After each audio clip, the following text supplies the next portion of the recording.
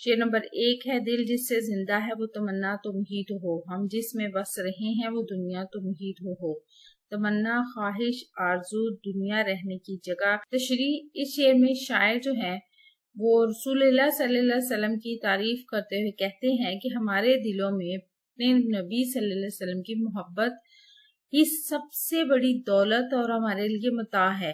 ہم جو زندگی گزار رہے ہیں اس میں سب سے بڑی وجہ یہ ہے کہ اے نبی آپ صلی اللہ علیہ وسلم، یعنی اس کی جو ہماری ابھی کی زندگی ہم گزار رہے ہیں اس کی وجہ بھی آپ ہیں، کیونکہ آپ ہی وجہ تخلیق کائنات ہے، تو آپ ہی کی وجہ سے ہم اس دنیا میں ہیں۔ ہمارے دلوں میں حرکت آپ صلی اللہ علیہ وسلم کی سبب ہے، ہماری زندگی کا مرکز اور محور آپ صلی اللہ علیہ وسلم ہیں۔ دوسرے لفظوں میں اللہ کے رسول اگر آپ کی محبت ہمارے دلوں میں نہ ہو تو گوشت پوست کے بے جان لوتھڑے ہم بن کر رہ جائیں، بے مقصد ہو جائے ہماری زندگی، ایسی زندگی تو ہید سے بھی خالی پھر ہوگی۔ غلامی رسول میں موت بھی قبول ہے، جو نہ ہو عشق مصطفیٰ تو زندگی فضول ہے۔ شعر نمبر 2، جو ماسوا کی حد سے بھی آگے گزر گیا، اے رائے نورد جادہ اسرا تم ہی تو ہو۔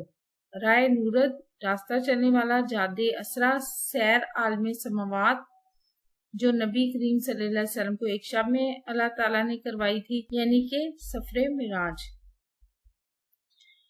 شاعر اس میں رسول صلی اللہ علیہ وسلم کی تعریف بیان کرتے ہوئے کہتا ہے کہ اللہ کے نبی صلی اللہ علیہ وسلم، یہ صرف آپ صلی اللہ علیہ وسلم کا ہی شرف ہے کہ آپ صلی اللہ علیہ وسلم کائنات کی ہر موجودات اور ممکنات سے بھی آگے گزر گئے، عرش مولا پر رب ذوالجلال کے روبرو حاضر ہوئے۔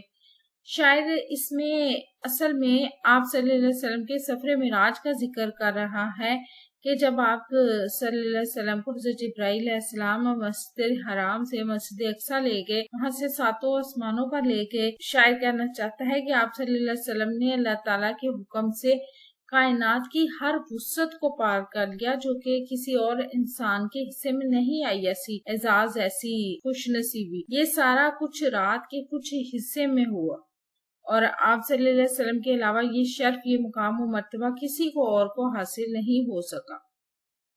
شعر نمبر 3، گرتے ہوں کو تھام لیا جس کے ہاتھ نے، اے تاجدار یثرب و بتا تم ہی تو ہو۔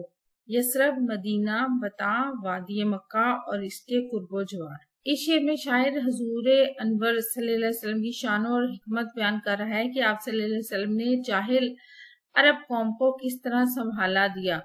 لوگ جو عرب کے لوگ تھے وہ بتوں کو پوجتے تھے، دنیا کی تمام برائیاں ان میں تھی، ڈاکہ ڈالتے تھے، راہزنی کرتے تھے، ایسی برائیاں بھی تھی جو کسی قوم میں نہیں تھی، لیکن آپ صلی اللہ علیہ وسلم کی صداقت، ایمانت، حکمت و دانشوری اور سب سے بڑھ کر نبوت اور رسالت کی برکت سے اس قوم کو پوری دنیا کی سلطنت نصیب ہوئی۔ اے مدینہ اور مکہ کے بادشاہ اور اے تاجدار، یہ سب کچھ عرب قوم کو آپ صلی اللہ علیہ وسلم ہی نے عطا کیا۔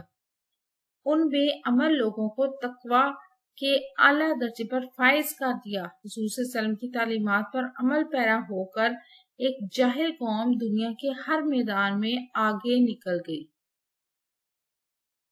شعر نمبر 4 ہے، دنیا میں رحمت دو جہاں اور کون ہے جس کی نہیں نظیر، وہ تنہا تم ہی تو ہو۔ نظیر، مثال، رحمت دو جہاں، دونوں جہانوں کے لیے رحمت۔ اس شعر میں شاعر رسول صلی اللہ علیہ وسلم کی تعریف کرتے ہوئے کہتا ہے کہ اللہ تعالیٰ نے اپنے محبوب پیغمبر صلی اللہ علیہ وسلم کو دونوں جہانوں کے لیے رحمت یعنی رحمت للعالمین بنا کر بھیجا ہے۔ آپ صلی اللہ علیہ وسلم دنیا میں بھی رحمت ہے اور آخرت میں بھی۔ یوں اسلام کے پیغام کو پھیلانے میں تمام انبیاء کو مصائب کا سامنا کرنا پڑا، لیکن جن تکالیف سے آپ گزرے اس کی مثال نہیں ملتی۔ اس کے باوجود آپ صلی اللہ علیہ وسلم نے کسی کے لیے بھی کبھی بد دعا نہیں کی، نہ کسی سے بدلہ لیا، ہمیشہ وہ درگزر سے کام لیا۔ فتح مکہ کی اگر ہم مثال دیکھیں وہ سب سے بڑی مثال ہے عفو درگزر کی، کہ جب آپ صلی اللہ علیہ وسلم کی جان کے دشمن، اسلام کے بڑے بڑے دشمن سب آپ کی آگے گردن جھکائے ہوئے، سر جھکائے ہوئے کھڑے تھے، لیکن آپ نے کسی سے بدلہ نہیں لیا اور عام معافی کا اعلان کیا۔